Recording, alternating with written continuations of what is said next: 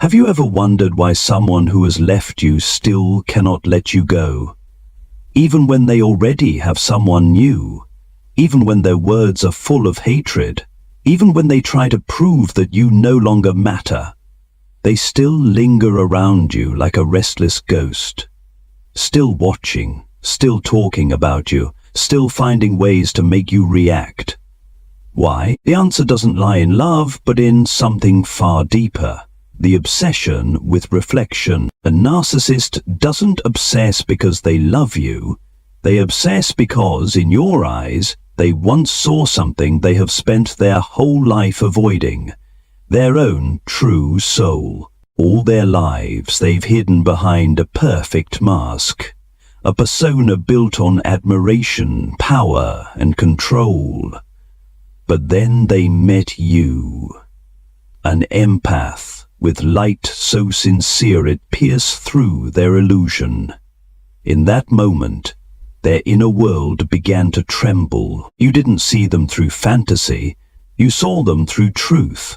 Your gaze touched the wounded, ashamed child hiding inside them, and, in that instant, you became the paradox they could never escape, both their greatest threat and their only source of life. Carl Jung once said, "We are drawn to those in whom we find the parts of ourselves we have denied. They are drawn to you because you carry what they have lost: compassion, purity, and the ability to love without calculation. And because they cannot reclaim these qualities within themselves, they must steal them from you. To you, love is the language of the soul, a natural, unconditional connection. But to them, love is merely a tool to fill the void.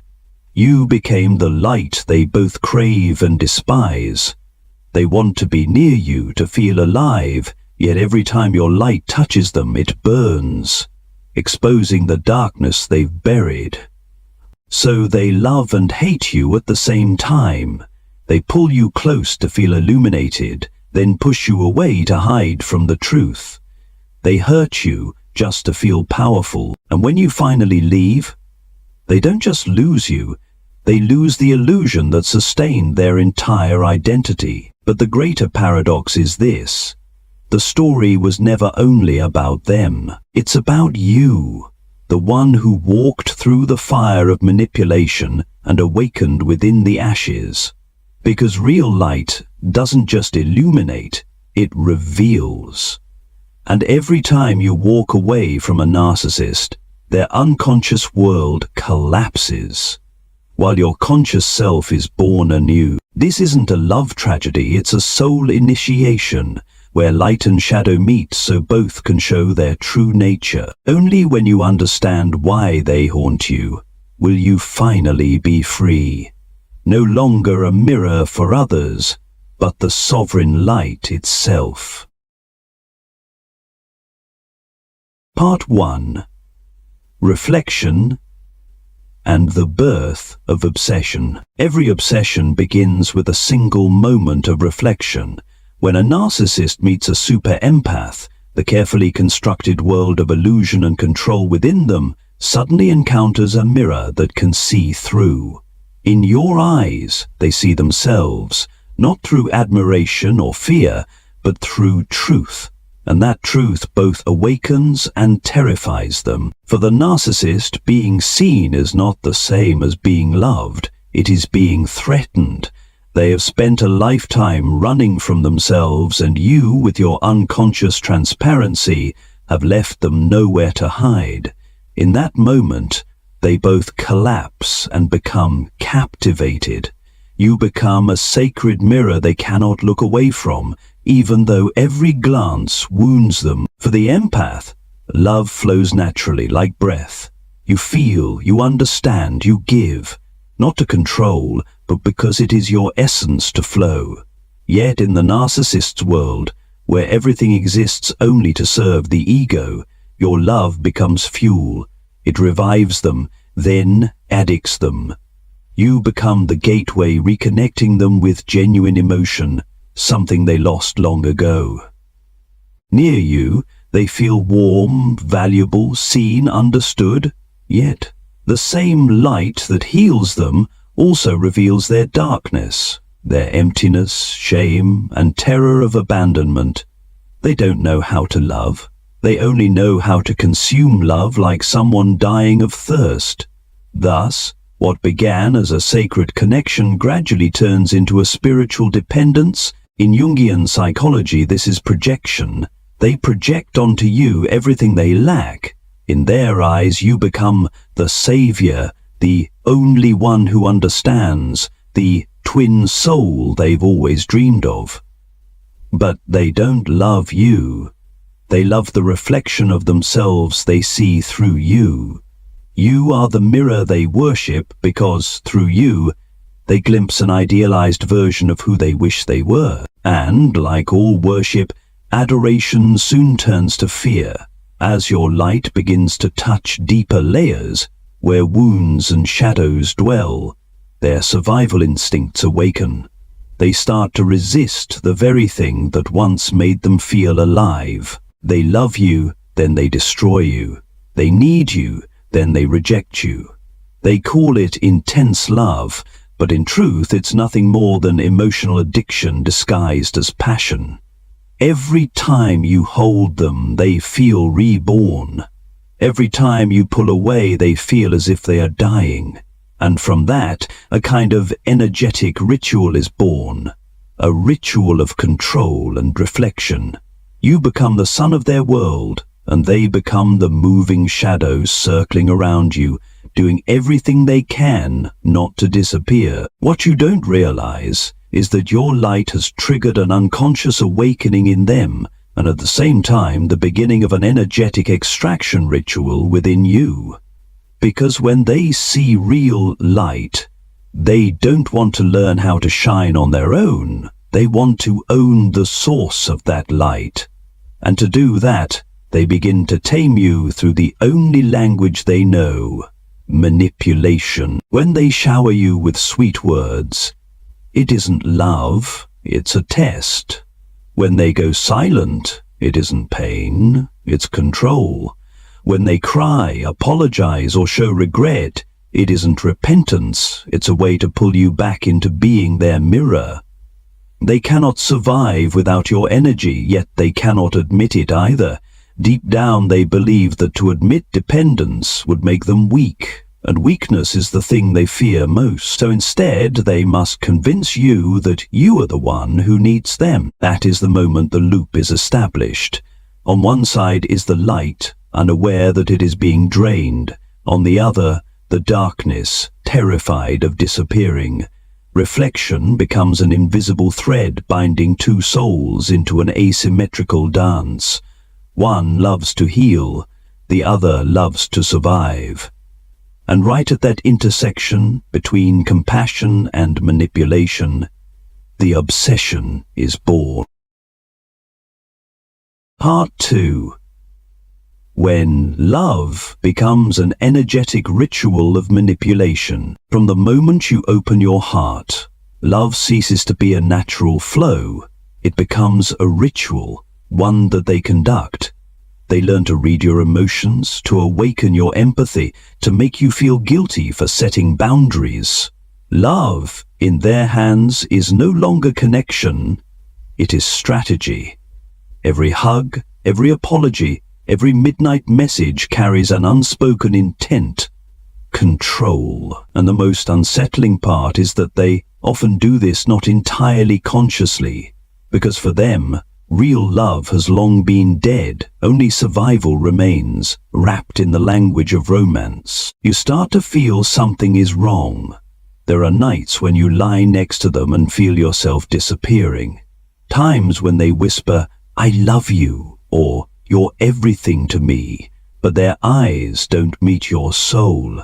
They gaze at an image inside their own mind, a reflection of themselves being loved. You begin to understand that you are no longer a person but a mirror, and in their invisible fear they must keep that mirror reflecting the most flattering image of themselves at any cost. This is when the energetic manipulation cycle begins.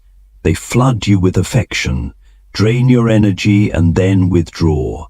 When you're depleted, They return with false gentleness, like a god bestowing grace upon a worshipper on the verge of collapse. They give you a drop of water, then steal an ocean.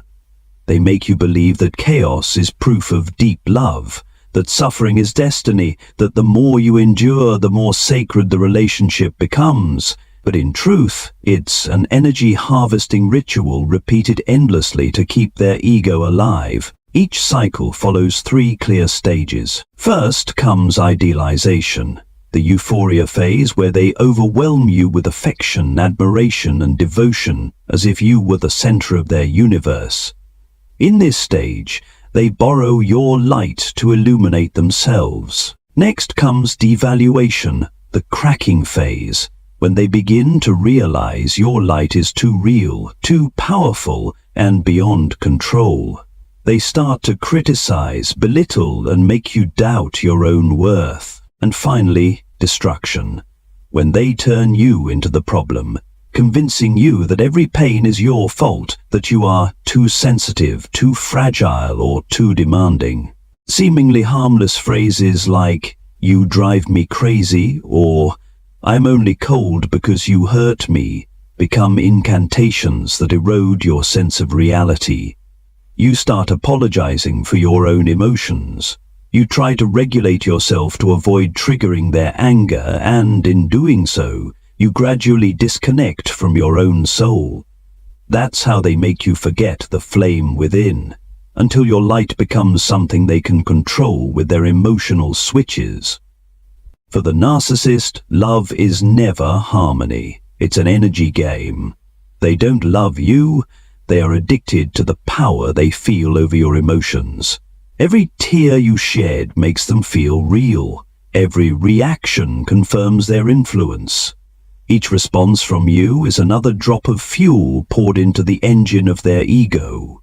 And without realizing it, you become the main power source for a being that survives on attention. Carl Jung once said, "Until you make the unconscious conscious, it will direct your life, and you will call it fate." In this relationship, you are their fate, not because of destiny or karma, but because you have accidentally touched the part of their unconscious they cannot control. They must control you, otherwise their shadow will consume them. They make you feel insane so that they can feel normal. They make you doubt yourself so they can maintain the illusion of perfection. And you, who once believed love could save them, become the very supply that sustains the darkness you hoped to heal. The only thing that keeps this relationship alive is not love, but an unconscious energy exchange. One absorbs to feel alive, the other gives to feel worthy. One uses love to avoid facing themselves, the other gives endlessly to avoid abandonment.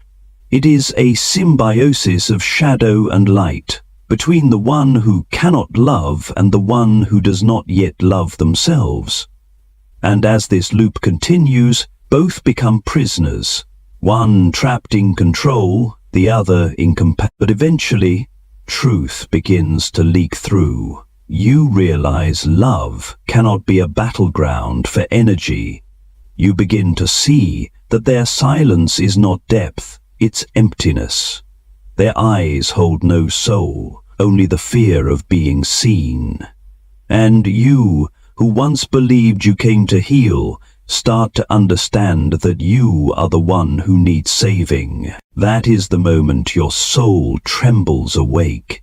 A quiet question arises. If this is love, why am I fading away? And from that question, a door opens. The door to the truth that love can never be the place where you lose yourself. At that very moment, the ritual of manipulation begins to crumble, and the darkness senses its loss of control. Part 3. When the light withdraws and the darkness panics. Every power matrix collapses when the light begins to withdraw. For the narcissist, that is the beginning of a panic they cannot name. They once believed they held the strings, that you were merely an emotional puppet in their hands. But when you go silent, when your eyes no longer tremble between love and fear, when your voice no longer tries to explain or plead, they feel something they've never experienced before. Loss of control. In their world, control is oxygen, and your calm, your refusal to react, is suffocation. They begin to panic. Not the kind of fear felt by someone losing a person they love, but the terror of a soul losing its mirror. Without you, they no longer know who they are. Every illusion they built, the image of being powerful, special, admirable, depended on you as the witness. When you stop reflecting, the stage inside them goes dark, and their false self begins to dissolve in its own shadow. Your silence is not an empty space to them, it is the deafening sound of truth. It tells them you are no longer afraid, that the power they once had was an illusion. They cannot bear that, so they will do everything possible to break the silence. They'll text, call, accidentally show up, or spread rumors just to provoke a reaction. They'll cry, claim to be suffering, or fake remorse. If that fails, they'll turn to rage, smear campaigns, blame, or even attempts to destroy your reputation. Anything, as long as you respond. In psychology, this is called an extinction burst, the desperate explosion of a manipulator when their reward is cut off. When you stop supplying energy, they become chaotic, aggressive, even self-destructive. But make no mistake, they're not in pain because they lost you. They're in pain because they lost the control they had over you. Every move they make now serves one purpose only, to drag you back into the game. They will tell you they've changed, that they understand everything now, that they miss you, that you were the only one who truly loved them. But beneath all those words lies a single raw terror, the fear of being erased from your mind. They need you to think about them, whether in anger or pity, because as long as you do, they still exist within your energetic field. They cannot survive oblivion, for oblivion is the death of the ego. Meanwhile, you, who once believed love meant endurance, salvation, and forgiveness, begin to feel an unfamiliar stillness inside. No more emotional storms. No more sleepless nights waiting for messages. No more need to do something to be loved. Only silence. And within that silence, your soul begins to return home. This is the first step toward your ultimate power. Non-reaction. To them, your silence is defeat. But to you, it is rebirth. Every time you choose not to react, a part of your old self is purified. You reclaim your energy from their games, their stories, their manipulation, and from the savior role you once played. You begin to see clearly that real love doesn't demand constant sacrifice. It doesn't need to prove itself through pain. You understand that peace doesn't come from being forgiven, but from no longer needing to be understood. For the narcissist, however, this is Judgment Day. They cannot accept a story that ends without them at the center. They are addicted to being seen, heard, feared, and hated.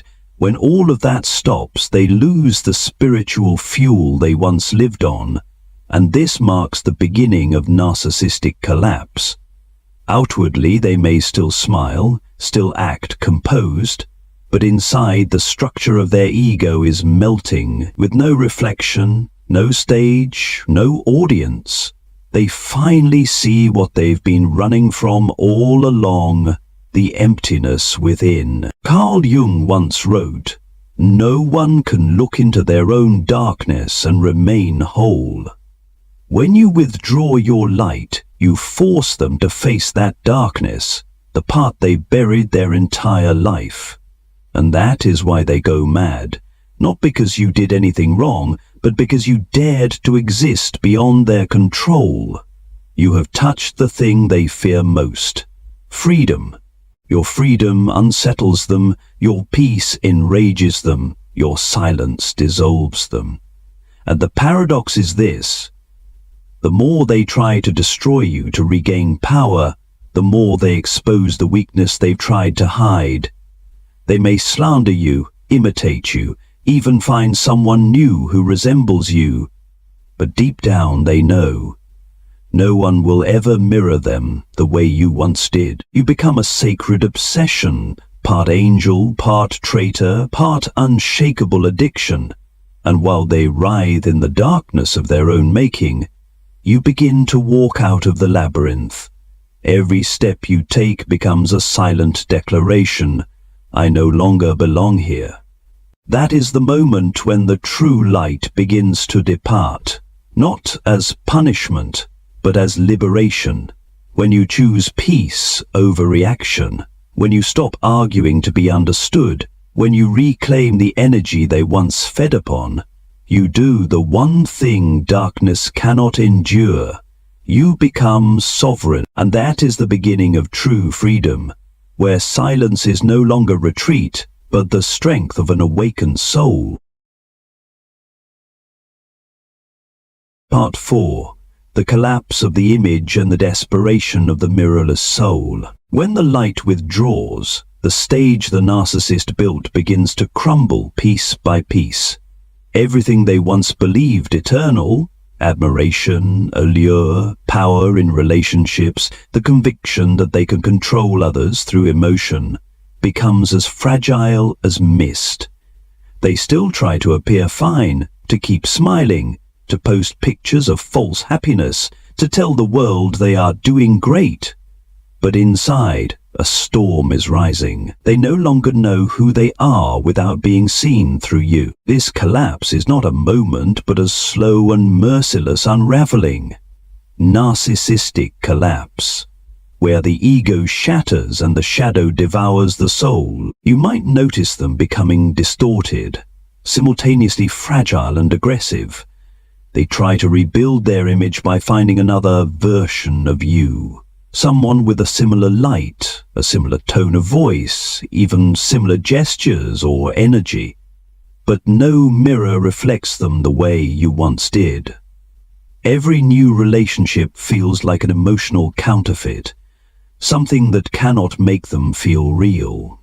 They retreat into memory, where you once existed as light, and that very light becomes the curse that keeps them restless. Carl Jung once said, "What we deny in the shadow returns to us as fate."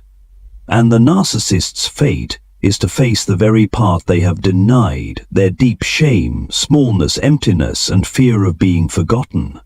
When you are no longer there to absorb and soothe those emotions for them, they rebound like relentless echoes. Each night, when they face themselves in the mirror, they see a stranger, no longer reflected through your loving eyes. There remains only the bare image, a soul that cannot love, cannot connect, only perform. They start performing for themselves. They retell old stories with the tone of a victor, yet beneath the words they can hear the emptiness. The more they try to convince others they were right, the more they feel wrong. The more they try to prove you wrong, the more they remember the moments when you looked at them without judgment, the gaze they can no longer find anywhere. They become addicted to memory, addicted to your energy like an addict craving the first high. But memory doesn't reflect, it only deepens the hunger. In this desperation they fall into two directions. One is self-destruction, diving into alcohol, lust, work, or extremes to escape the expanding emptiness within. The other is projection, rewriting the story to claim you were the manipulator, that you were unstable, that you changed. This is the final attempt to preserve their innocent image, because if they don't, they must face what they fear most, the truth. Yet the irony is, the harder they try to hide, the more visible they become. Those who once admired their brilliance begin to sense inconsistencies, cracks in the narrative. Slowly, the mask, the persona, as Jung called it, begins to fracture, and when the persona breaks, the shadow floods in. They become irritable, paranoid, overly talkative, controlling, desperate to prove they are fine by attacking anyone who doubts them. But these very actions expose what they wish to conceal, the collapse. They might change lifestyles, jobs, or rush into savior relationships, but wherever they go, they take themselves. And so, the tragedy repeats. Meanwhile, you, the one who was once drained, begin to see everything through new eyes. You no longer view them as an enemy but as a mirror that once reflected the shadow you were too afraid to see. You realize you were not just their victim, but the one who unconsciously allowed them to define your worth. The moment you recognize this, the energetic dynamic between you shifts forever. They may still try to pull you back, but you no longer shine for them. Your light has returned to its true source, you. For the narcissist, this is the greatest tragedy, the loss of power over the story they created. They were once the center of the universe, and you the orbiting satellite, but now you have left the orbit. Without your reflection, their false star dims, and in the darkness, they begin to hear the cracking of their own ego. This collapse is not visible to the world because it happens quietly, within their own mind, in sleepless nights, in moments when there's no one left to manipulate. They begin to dream of you, not in love, but in guilt. They face the mirror, and for the first time, no illusion looks back. That is the most exquisite punishment the universe grants those who live by reflection, to be left alone with their own darkness. But for you, that silence becomes a song of rebirth. For as they fall, you rise. As they cling to illusion, you rediscover truth. And as they agonize over the loss of their mirror, you finally realize you never needed anyone to make you shine. Carl Jung called this enantidromia, the law of reversal, where anything pushed to its extreme transforms into its opposite. The love that was once manipulated becomes the fire of awareness. The pain that once wounded you becomes the path itself. You are not merely leaving a person, you are leaving the entire structure of who you once were. And in that moment, their collapse becomes your creation, their ending your beginning. Part 5. The Alchemy of the Soul. When the empath is reborn from ashes. In the end, every journey through darkness leads to a kind of alchemy, a sacred transformation that does not occur in the outer world but in the laboratory of the soul. When you leave the narcissist, it's not only the relationship that dissolves, an entire ego structure within you also collapses. You are no longer the one who begged, endured, or believed that love must equal sacrifice.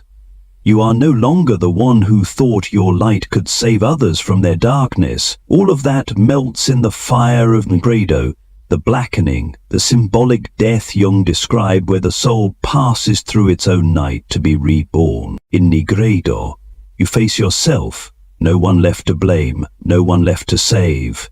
Memories that once made you tremble now appear clearer than ever. You see yourself bowing under anger, silenced by fear of losing love, worshipping them as if they were divine, and in that moment you no longer resent them. You begin to weep for yourself. It is the cry of the soul realizing how long it abandoned itself for the illusion of love. Yet that cry awakens something deeper, awareness. From the ashes of Negredo, the light of albedo begins to shimmer. The whitening, the purification. You start cleansing old beliefs, that you must always be strong, that forgiveness is duty, that goodness must have no boundaries. You learn to stand before the world and say, I am not sorry for feeling deeply. I am not weak for loving, but I will no longer love in ways that dissolve my soul. In albedo, your tears are no longer despair, they are baptism. Each tear washes away a piece of the past. Each breath becomes a promise. From now on, love will not be sacrifice, but conscious choice. And then comes rubido, the the reddening, the golden stage where light and shadow unite. You begin to understand that you were never just light, and never just a victim. Within you lives both the lover and the wounded, the healer and the one who needed healing. You no longer seek to eliminate either, but to embrace both.